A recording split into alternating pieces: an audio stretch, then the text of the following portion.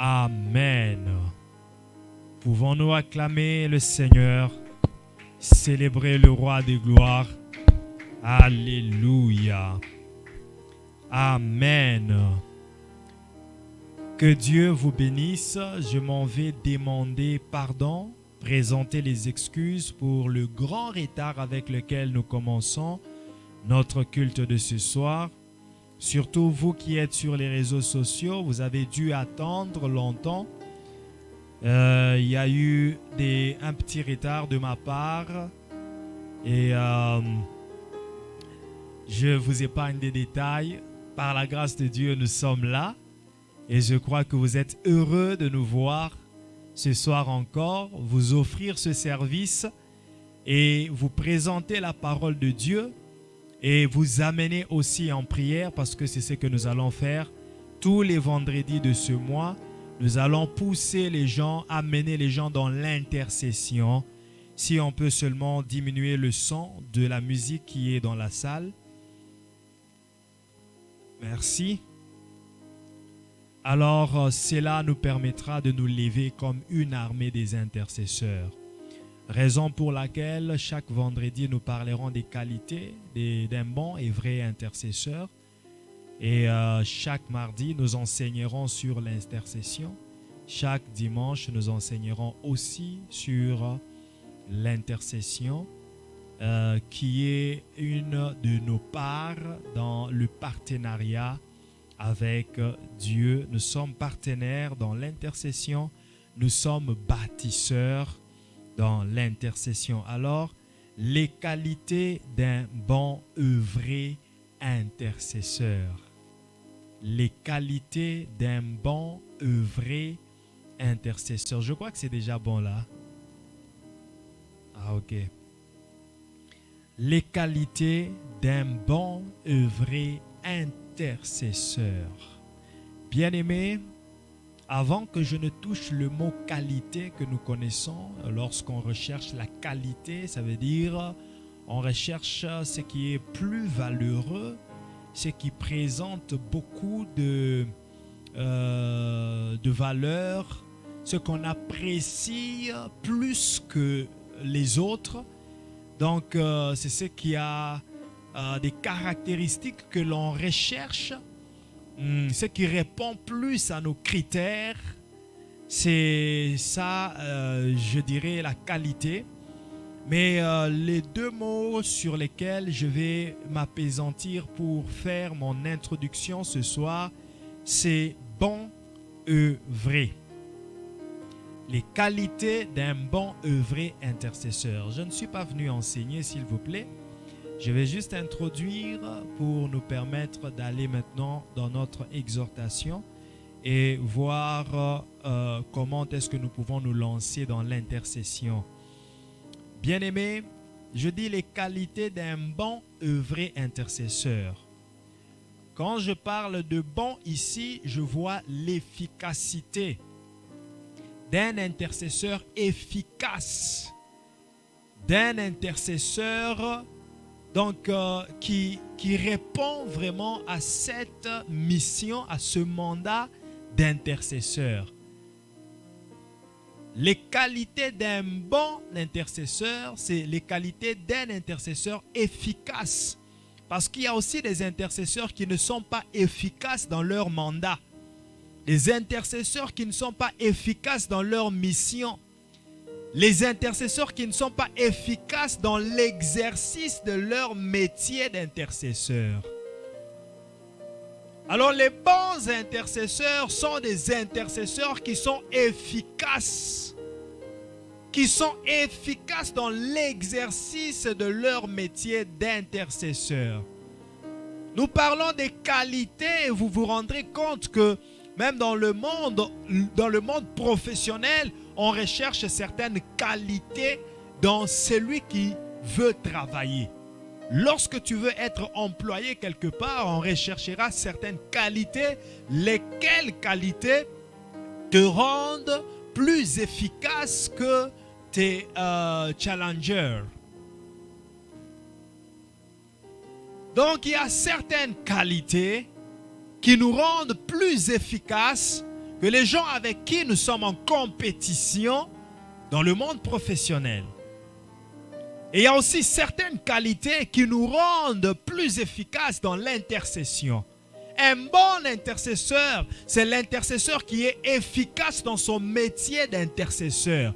Il ne suffit pas d'intercéder, mais il suffit aussi d'être efficace dans ce métier-là. Et l'efficacité ici, c'est ce que je résume par le mot bon. Un bon intercesseur est un intercesseur efficace. L'intercesseur qui n'est pas efficace, c'est celui qui prie, mais rien n'arrive. Oui, il exerce le métier d'intercesseur. Il ne suffit pas d'être disposé à le faire, mais il est aussi important d'être efficace, de produire des résultats dans ce métier-là. Dans le métier d'intercesseur, il faut aussi produire des résultats. Il faut avoir son impact. Un intercesseur sans impact n'est pas un bon intercesseur. Ton métier d'intercesseur doit produire certains impacts. Lorsqu'on te soumet certains sujets de prière, tu pries et puis tu amènes les résultats. Il y a des gens, lorsque tu lui soumets des sujets de prière, il priera, mais il n'amènera jamais les résultats. Jamais l'exaucement de la prière. Je ne dis pas que c'est toi qui amènes l'exaucement de la prière, c'est Dieu qui exauce. Jamais de révélation, jamais un message. Je ne dis pas que c'est toi qui donnes le message, c'est Dieu qui le donne. Mais tout dépend aussi de la manière dont tu intercèdes.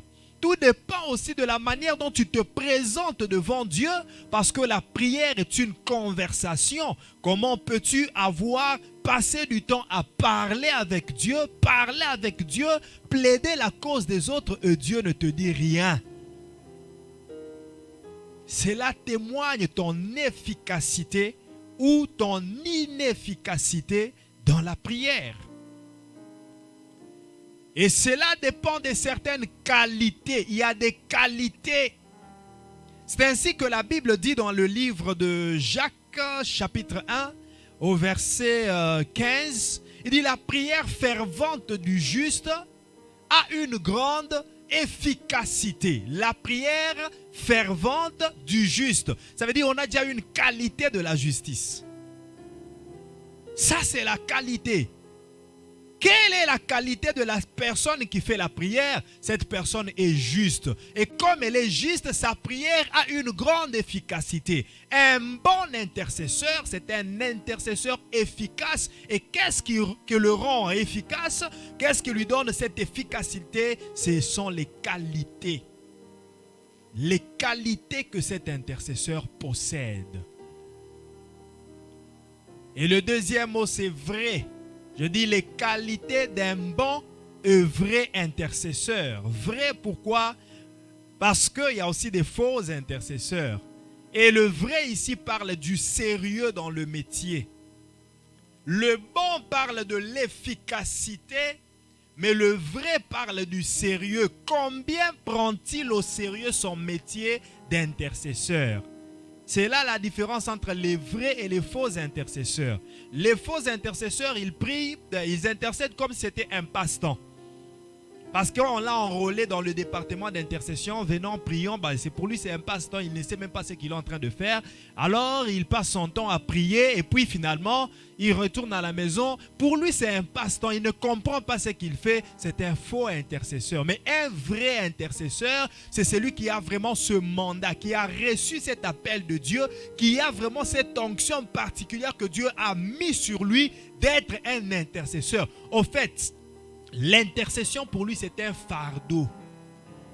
Et il donne tout son tout pour être efficace.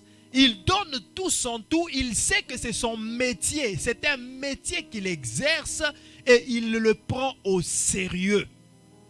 Les qualités d'un bon pour dire efficace et d'un vrai pour dire un sérieux. Un intercesseur qui prend au sérieux son métier, les qualités d'un bon et vrai intercesseur. Je disais déjà que ces qualités amplifient le service d'intercession. Ça rend puissant ça donne plus d'impact au service d'intercession. Ce sont ces qualités qui font que l'intercesseur soit puissant dans son métier, que l'intercesseur soit efficace, que l'intercesseur crée plus d'impact dans son service d'intercesseur. Bien-aimé, la puissance du service d'intercession de Moïse dépendait aussi de ses qualités. Moïse, nous voyons les qualités qu'il avait. C'était un homme indulgent, compréhensif, je dirais même tolérant envers le peuple. Apparemment, la porte est fermée.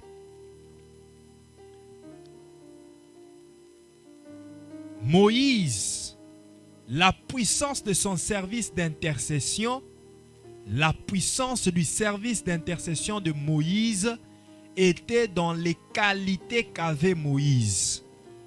Moïse était un homme plein de qualités, plein d'indulgence, plein de compassion. Il avait beaucoup de qualités. Vous savez très bien l'histoire de Moïse.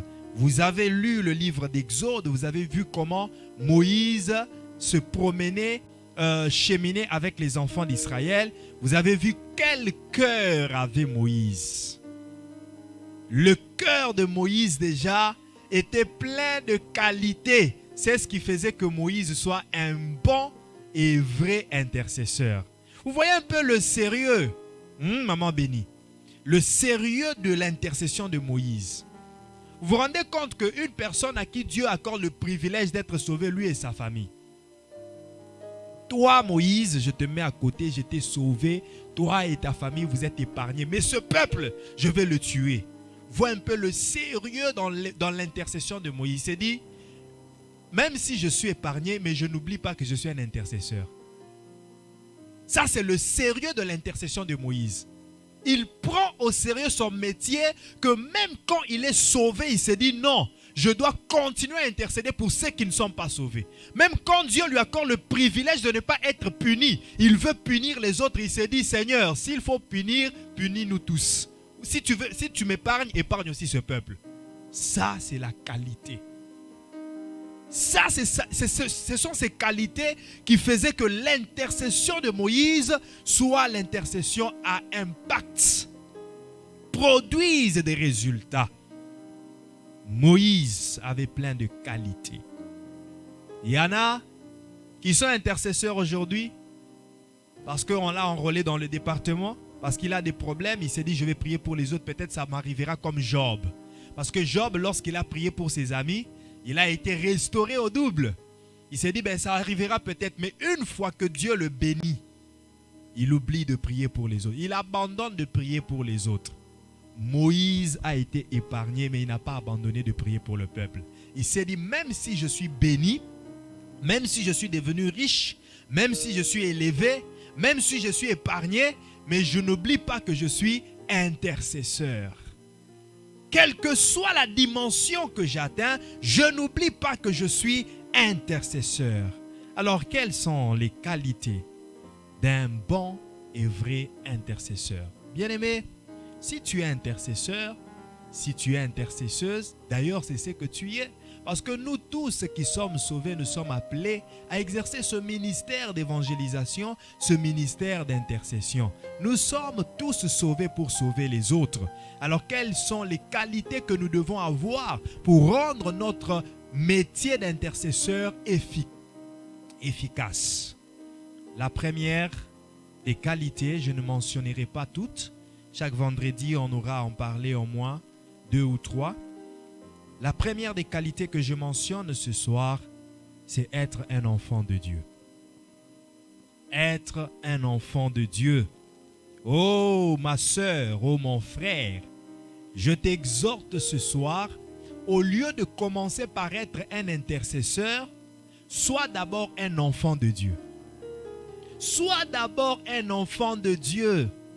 Il faut que toi-même d'abord aies reçu Jésus-Christ, Seigneur et Sauveur. Comment peux-tu commencer à prier pour les autres pendant que toi, tu n'as pas encore commencé la relation de père-fils, père-fille avec celui vers qui tu es en train d'adresser la prière? Au préalable, tu dois être son fils, être sa fille. Ainsi, tu as le droit de plaider pour les autres, qui sont tes frères ou qui sont encore dans le monde. Même Moïse, avant de commencer d'intercéder pour les enfants d'Israël, il a fallu qu'il sorte d'Égypte. Il n'a pas commencé ce métier en Égypte. Il est sorti d'Égypte. Et sortir d'Égypte veut dire sortir du monde. Sortir du paganisme et devenir enfant de Dieu. Moïse est sorti et c'est là qu'il va rencontrer Dieu à Horeb, le buisson ardent. Il commence une relation avec Dieu. Il est intercesseur. N'entre pas dans le département d'intercesseur parce qu'on t'a dit vas-y, prie pour les gens. Mais donne d'abord ta vie à Christ. L'efficacité dans l'intercession, c'est lorsque Dieu est ton Père. Jésus dit à ses disciples, lorsque vous priez, dites notre Père qui est aux cieux. Ça veut dire la relation entre vous et lui doit être Père et Fils. Mais s'il n'est pas encore ton Père, comment peux-tu lui adresser des prières d'intercession en faveur des autres? La première des qualités, être un enfant de Dieu. J'ai évoqué Exode 2, verset 15, lorsque je disais que Moïse est sorti d'Égypte. J'ai évoqué Matthieu 6, verset 9, lorsque je disais Jésus a dit que nous puissions nous adresser à notre Père. Et j'ai évoqué aussi Exode 3, verset 12, lorsque je disais que tous, lorsque nous sortons d'Égypte, nous devons servir. Nous sommes tous intercesseurs. Et nous allons lire Luc chapitre 3, verset 8. Luc chapitre 3, verset 8. Oh bien-aimé, je t'exhorte ce soir. Si tu n'as pas encore donné ta vie à Christ, s'il te plaît, arrête de servir. Qui es-tu en train de servir? Tu sers celui que tu ne connais pas. Comme Jésus disait à la femme samaritaine dans Jean 4. Il disait, vous adorez ce que vous ne connaissez pas. Au préalable, accepte Jésus-Christ Seigneur et Sauveur. Tu connais Dieu, ainsi tu peux le servir. Comment peux-tu te retrouver dans un groupe d'intercession pendant que tu n'as pas donné ta vie à Christ? D'abord, donne ta vie à Christ. Ainsi, ça te rendra efficace dans tes intercessions. Luc chapitre 3, verset 8. Produisez donc des fruits dignes de la repentance et ne vous mettez pas à dire en vous-même, nous avons Abraham pour père, car je vous déclare que de ces pierres, Dieu peut susciter des enfants à Abraham.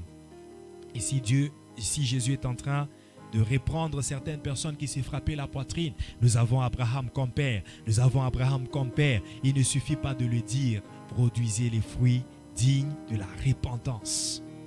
Aujourd'hui aussi, nous voyons des gens qui se disent « Je suis enfant de Dieu, je sers dans telle église, je sers dans tel département, je suis enfant de Dieu. » Mais c'est juste les dire quels sont les fruits que tes comportements produisent. Quels sont les fruits que tes fréquentations produisent? Quels sont les fruits dignes de la repentance? Commence par être un enfant de Dieu. Ainsi, tu pourras dire, Dieu est mon Père, je suis aussi fils d'Abraham, je suis un intercesseur. Alléluia. Deuxième qualité d'un vrai, un bon intercesseur.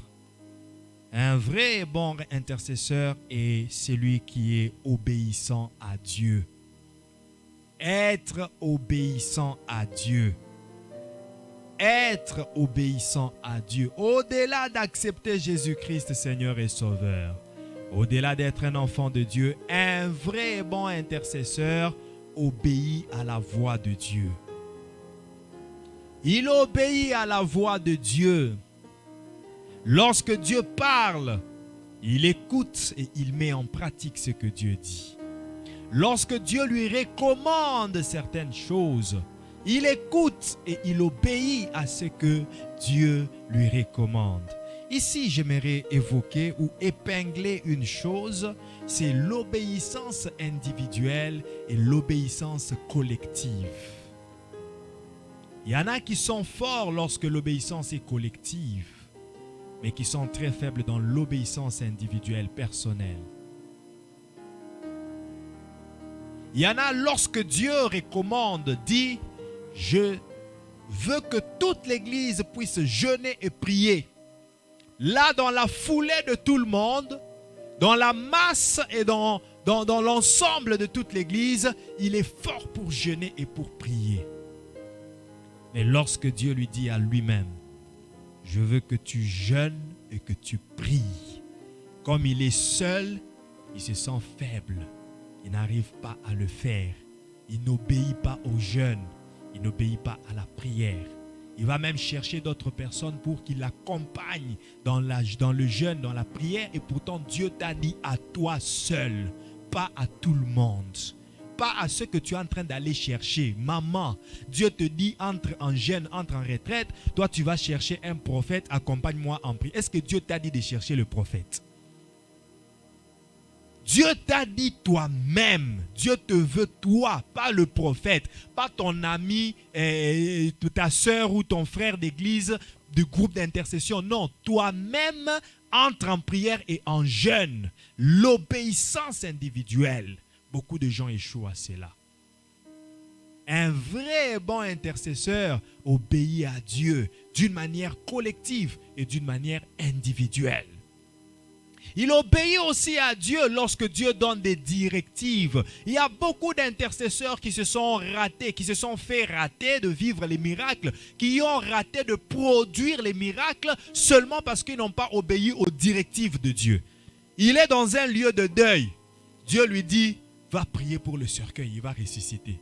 Il se regarde, il dit, mais je ne suis pas pasteur, je suis un simple intercesseur. Va prier.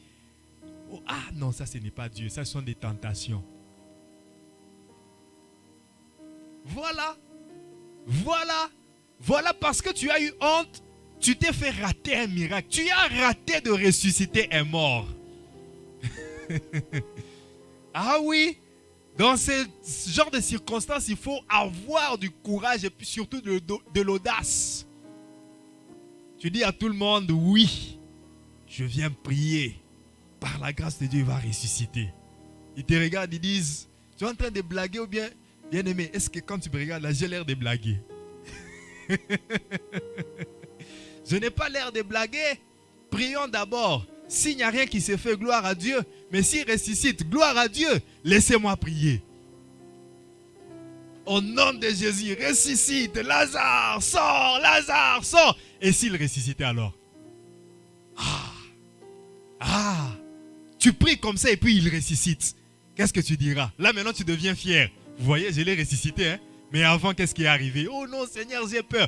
Essaye d'abord. Un homme de foi ose toujours. Une femme de foi ose toujours.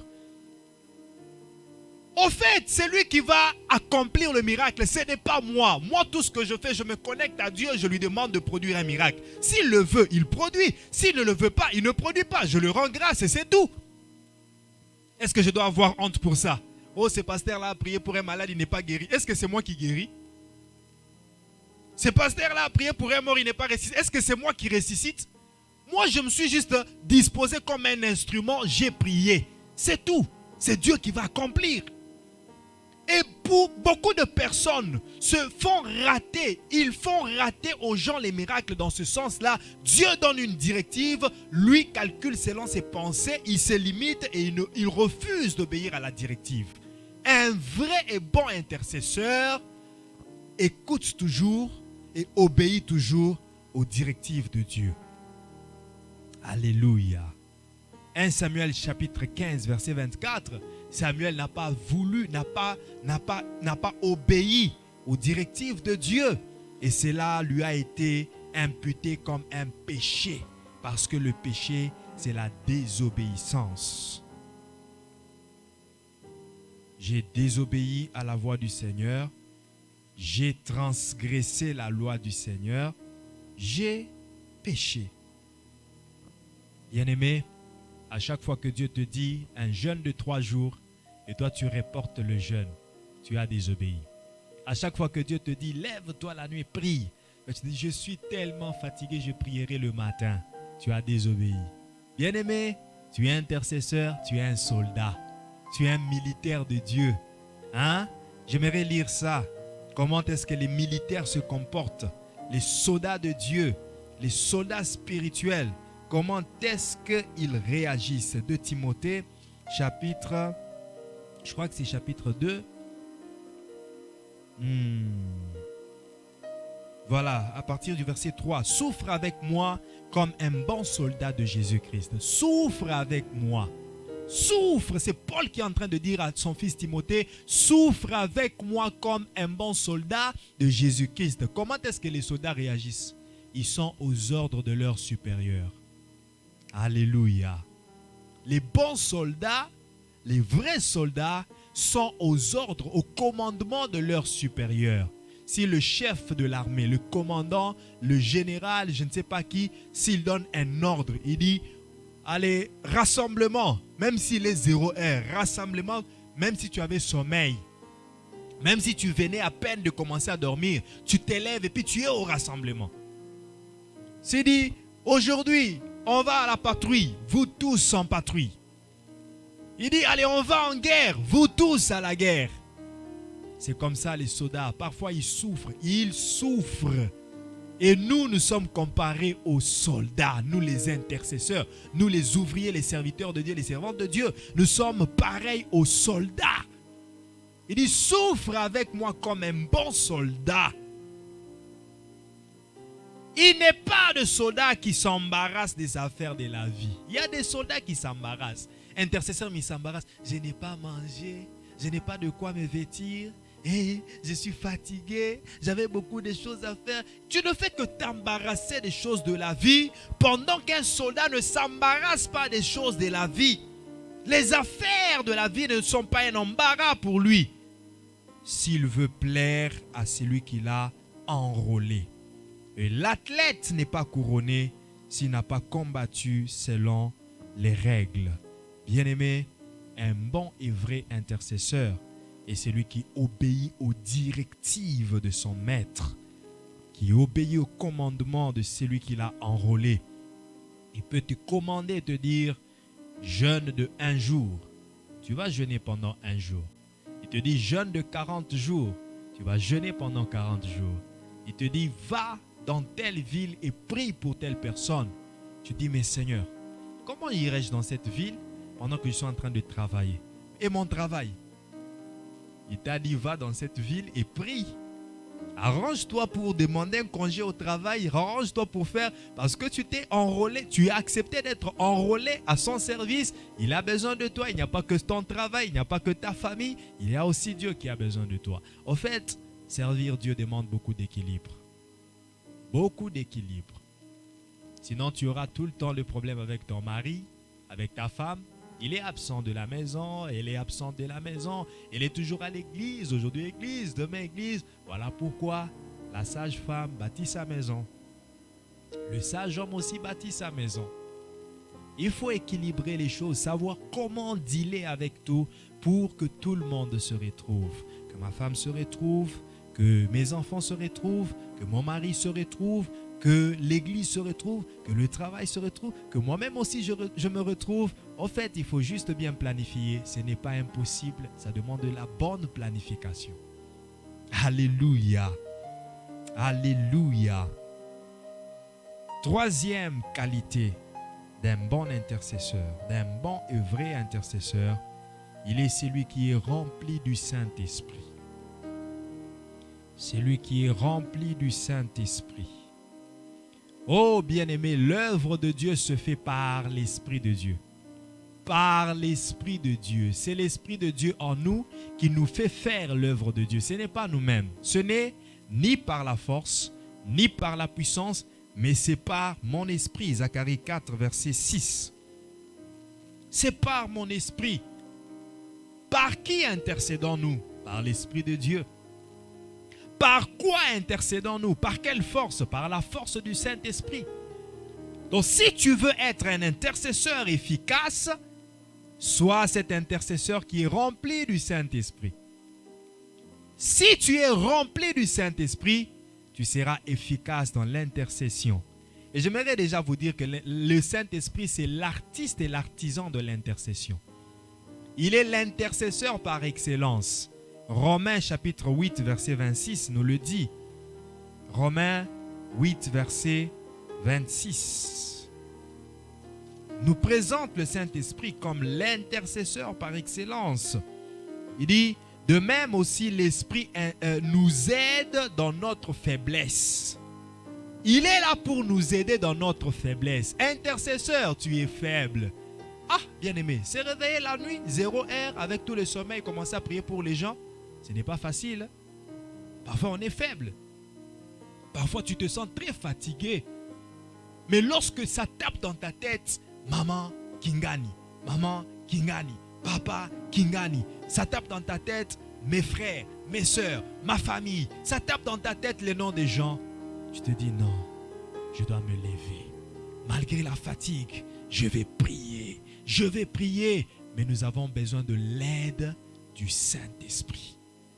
C'est le Saint-Esprit qui nous aide. Nous, de même aussi, l'Esprit nous aide dans notre faiblesse, car nous ne savons pas ce qu'il convient de demander dans nos prières. Mais l'Esprit lui-même intercède par des soupirs inexprimables. Il intercède. Le Saint-Esprit intercède parce que c'est un intercesseur. Le premier des bons et vrais intercesseurs, c'est le Saint-Esprit. Et lorsque tu t'appuies sur lui, tu seras un bon et vrai intercesseur. Un bon et vrai intercesseur est celui qui est rempli du Saint-Esprit. Et Jésus avait dit à ses disciples de ne pas s'éloigner jusqu'à ce qu'il envoie son esprit. Acte 1, verset 8. Vous recevrez une puissance, celle du Saint-Esprit survenant sur vous, et vous serez mes témoins partout. Bien-aimés, ne néglige pas d'être rempli continuellement du Saint-Esprit pour être un bon et vrai intercesseur. La dernière des qualités que je vais mentionner ce soir, c'est la compassion, l'amour. Pour être un vrai et bon intercesseur, tu dois être compatissant, tu dois avoir la compassion, tu dois avoir l'amour. L'amour des gens pour qui tu pries. Comment peux-tu prier pour des gens si tu n'as pas d'amour pour eux? Tu dois les aimer d'abord avant de prier pour eux. Si tu aimes ta famille, tu prieras pour ta famille. Si tu aimes ton mari, tu prieras pour ton mari. Si tu aimes ta femme, tu prieras pour ta femme. Si tu aimes tes enfants, tu prieras pour tes enfants. Si tu aimes les âmes perdues, tu prieras pour les âmes perdues. Ça demande l'amour. Ça demande la compassion. Avoir pitié des gens. Un intercesseur ne blâme pas les autres. Il a pitié d'eux. Un vrai intercesseur ne blâme pas les hommes de Dieu. Voilà tel pasteur est tombé. Voilà tel pasteur a commis ceci. Voilà tel pasteur. Quand les autres fidèles en parlent, toi aussi tu en parles. Mais tu oublies que tu es intercesseur. Même les intercesseurs calomnient. Vous vous dites intercesseur. C'est ça le groupe d'intercession. Les mamans intercesseuses. Les papas, les frères intercesseurs. Mais vous voyez cette sœur qui souffre dans la pauvreté. Vous le calomniez. Mais vous êtes intercesseur? Est-ce que c'est ça l'œuvre de l'intercesseur? Est-ce que c'est ça le métier que doit exercer l'intercesseur? Calomnier, se moquer des autres? Non.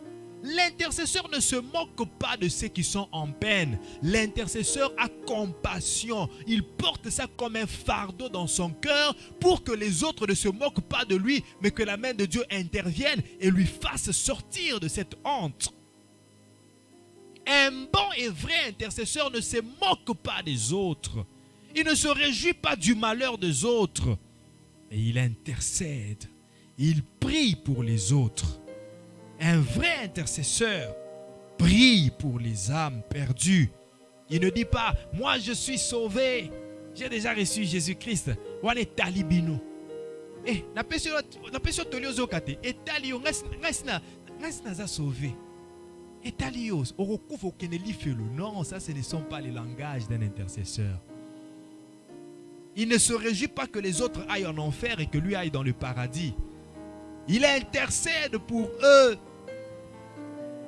À l'image du riche. Le riche, lorsqu'il était en vie, il se moquait de Lazare. Il laissait Lazare manger des miettes qui tombaient de sa table. Mais lorsque il s'est rendu compte que lui est en enfer et Lazare est dans le paradis, il a intercédé pour ses frères. Il dit, Seigneur, envoie même le Père Abraham, afin qu'il aille annoncer ton nom à mes frères, à mes soeurs, qui ne viennent pas là où je suis. Qui ne viennent pas là où je suis. Que mes frères aillent du côté de Lazare. Bien-aimé, un bon et vrai intercesseur, même quand il est dans la peine, il prie pour les autres. Job était dans la peine, mais il n'a pas fait que prier pour lui-même. Il s'est dit, je vais aussi prier pour mes amis. Et c'est ça même qui lui a restauré au double. Un bon et vrai intercesseur a la compassion, l'amour des autres. 1 Corinthiens chapitre 13. Mia, n'oublie pas qu'on est à l'église. Hein?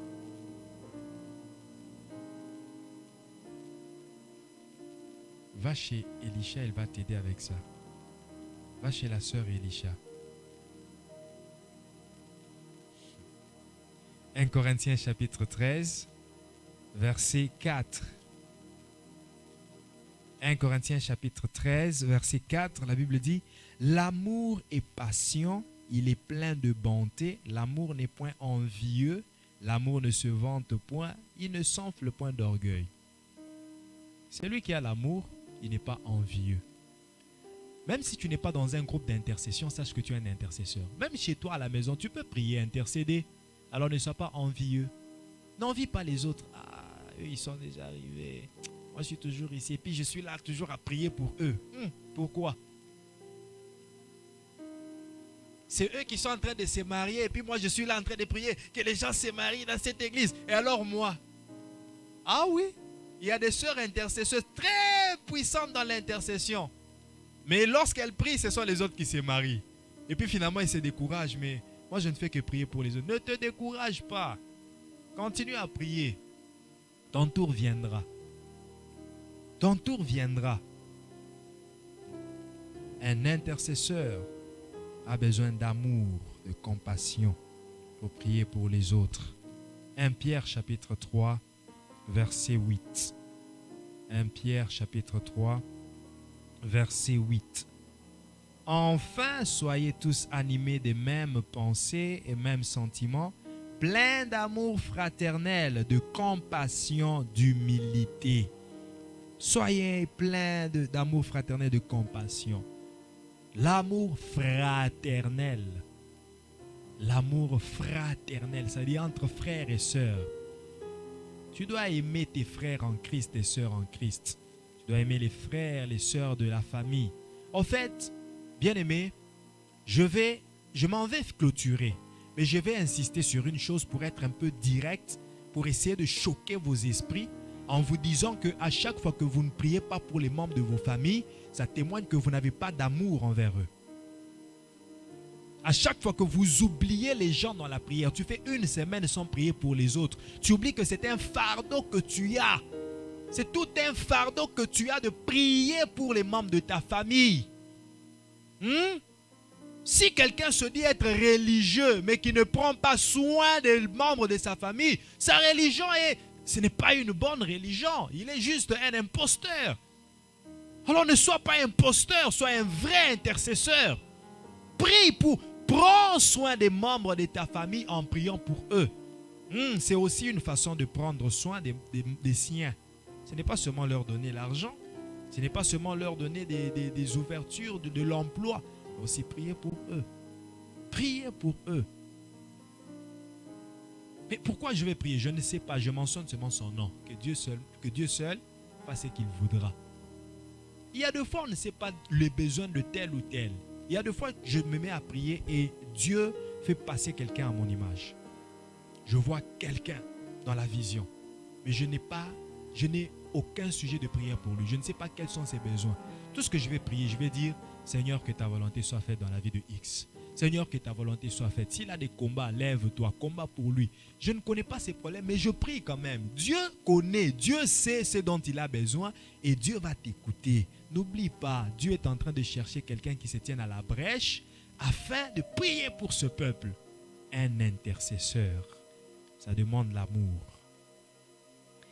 Matthieu chapitre 9, versets 36 à 38. Matthieu 9, 36 à 38. Matthieu 9, 36 à 38. Je vous exhorte, bien-aimés, soyons des vrais et des bons intercesseurs, qui prions avec amour pour les autres. 36. Voyant la foule, il fut ému de compassion pour elle. Il fut ému de compassion. Il regarde la foule, il se dit, voilà comment ils sont en train de souffrir. Il a de la compassion parce qu'elle était languissante et abattue comme des brebis qui n'ont point de berger. Alors il dit à ses disciples, la moisson est grande, mais il y a peu d'ouvriers. Priez, donc intercédez, demandez au maître de la moisson d'envoyer des ouvriers dans sa moisson. Lorsque tu vois quelqu'un commettre des péchés, conseille-le, exhorte-le, ne le blâme pas, mais s'il ne t'écoute pas, prie pour lui. Rentre dans ta chambre, même sans lui parler, prie pour lui. Seigneur, touche son cœur, qu'il revienne au sens normal, qu'il revienne, même si c'est ton frère, même si c'est ta soeur, même si c'est un ami, si c'est un frère de l'église, prie pour lui au lieu de blâmer, au lieu de répandre mal le témoignage. Notre mandat, notre métier en tant qu'intercesseur, c'est prier pour les gens qui sont languissants. Jésus a eu pitié de cette foule languissante et abattue. Lorsque nous rencontrons des gens qui sont languissants et abattus, qu'est-ce que nous faisons pour eux? Ce que nous devons faire, c'est prier pour eux. Prier pour eux. Prier pour eux. Les gens qui se comportent mal, priez pour eux.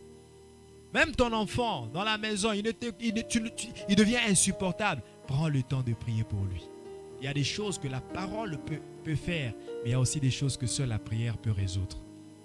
Tu peux beau parler, conseiller, gronder, faire tout, mais il n'entend pas. Vas-y prier. En fait, un intercesseur est un dealer. Il deal avec Dieu. Je voulais dire, un intercesseur, c'est une personne qui a appris à dealer avec Dieu pour que le Dieu qui a créé cette créature puisse prendre ses responsabilités sur la créature. En fait, moi, je suis juste un géniteur, je suis juste un parent qui a mis au monde cet enfant. Mais il ne m'écoute pas. Qu'est-ce que je fais? Je retourne chez les créateurs. Seigneur, voilà l'enfant que tu m'as donné. Il ne m'entend pas. Seigneur, intervient. Seigneur, voilà les frères que tu m'as donnés. Seigneur, ils ne m'entendent pas. Seigneur, tranche, qui a raison? Parce que je donne des conseils, ils croient qu'ils ont raison. Tranche alors, qui a raison, Seigneur? Vas-y leur parler, touche leur cœur, change leurs pensées et le Dieu qui les a créés ira les toucher pour qu'ils reviennent à la raison. Et si c'est toi qui n'as pas raison, Dieu te parlera pour te dire non, c'est toi qui dois changer. Voilà pourquoi les gens qui se précipitent pour envoyer le feu. Toute personne qui m'a fait du mal, tu es sûr vraiment que c'est lui qui t'a fait du mal? Et si c'est toi qui lui as fait du mal, le feu va se retourner contre toi. Voilà pourquoi il faut au préalable être un intercesseur qu'un envoyeur de feu. Nous voulons trop être des combattants. Je ne sais pas si c'est une culture africaine d'être toujours combattant. Combattre toujours. Nous toujours c'est le combattant, opposition, combattant. Même là où il faut faire la paix, non, combattant. Même là il faut accepter certains résidents, non, combattant. Vérité des urnes. J'ai vu le premier ministre Legault, avant les élections, les dernières élections, il refusait carrément, il incitait les gens à refuser carrément Trudeau. Mais lorsque les résultats sont sortis, il s'est aligné, il a dit non, je félicite Trudeau et je suis prêt à travailler avec lui. C'est ça la démocratie, c'est ça la diplomatie, c'est ça. C'est ça. On doit s'aligner ensemble, même si on a divergence de pensée, mais on doit s'aligner quand même pour trouver la solution. C'est ça le problème avec nous en Afrique. On veut trop être opposants. Opposants à vie. Alléluia. Je ne suis pas en train de prêcher la politique, c'était juste une brèche. Une brèche. Bien-aimés, soyons compatissants, ayant de l'amour, afin de prier même pour nos ennemis. Souvenez-vous de ce que Jésus dit. Jésus dit, si tu fais du bien à ceux que tu aimes ou à ceux qui t'aiment, tu n'es pas différent des païens, ils font aussi la même chose. Quand est-ce que tu seras différent des païens? C'est lorsque tu feras du bien à ceux qui ne t'aiment pas, à ceux qui sont tes ennemis. Parce qu'en faisant de la sorte, tu es en train de mettre de la braise sur leur tête. C'est ça. Lorsque les gens te combattent, mais tu pries en faveur d'eux, que Dieu les bénisse, que Dieu les protège. Ça, c'est une dimension. Quelqu'un qui te combat, mais Seigneur, épargne-lui de la mort. Épargne-lui, Seigneur, du malheur.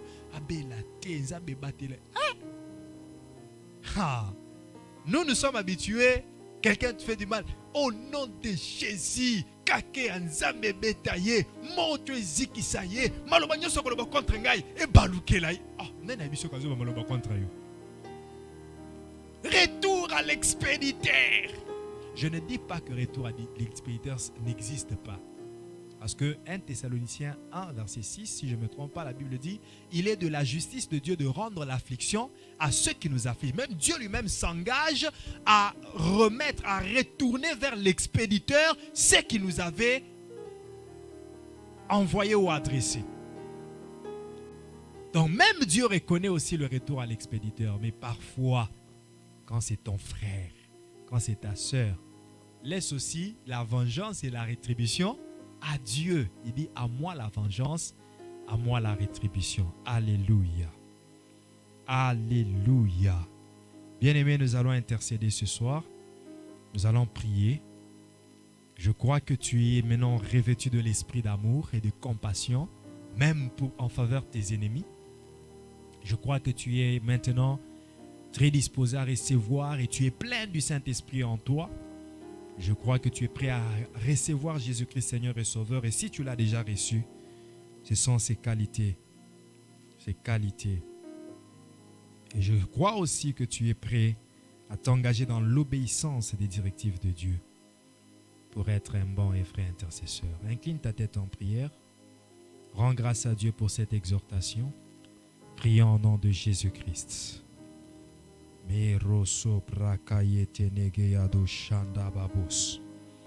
Inderebo sapra de koide shande kede sonto bobo. Mazo brezene kalo sapra de shala ko sepra de gai. Indarebo sopra kayande loza brase keteno kayado sopra keshanda baba. Eya babu sonto bo shanda bazima. Indarebo sonto bo shanda babos. Yandala baba baba baba baba. Oriabo Santa Kaida Shande. L'ostare de Sonto Boshande. Merci Seigneur Jésus. Merci Père Tout-Puissant. Au nom de Jésus-Christ, nous avons ainsi prié. Bien-aimé, je vais te donner un défi ce soir. On commence la prière du début jusqu'à la fin. Ne prie pas pour ton sujet, ne prie pas pour toi-même. Je vais te donner des sujets pour certaines personnes que moi je vais te donner, mais tu peux aussi prier pour d'autres personnes qui ont aussi des cas similaires. Prie pour eux, mais ne mentionne pas ton cas, ne mentionne pas ton problème. Même toi qui me suis à la maison, pas ton problème, pas ton cas, prions pour les autres. Amen. Est-ce que nous acceptons le challenge? Alors élevons nos mains, élevons nos voix. Prions pour tous les malades, qu'ils soient à l'hôpital, qu'ils soient dans leur maison, toute personne qui est abattue par une maladie quelconque, que la main puissante de Dieu aille le toucher, que la guérison soit son partage. À travers ce vent d'intercession, que le vent souffle partout à Gatineau, que le vent souffle partout à Ottawa, que le vent souffle partout au Canada, que le vent souffle partout dans le monde pour guérir les malades, guérir des cancers, guérir des myomes et des fibromes, guérir des stérilités, guérir de toutes sortes de maladies, des diabètes. Prions au nom puissant de Jésus-Christ.